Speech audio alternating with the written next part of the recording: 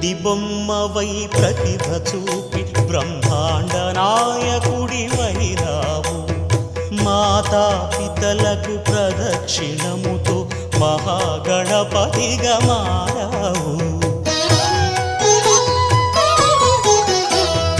భక్తుల మొరలాలించి బ్రోచుటకు గజముఖ గణపతివైనావు.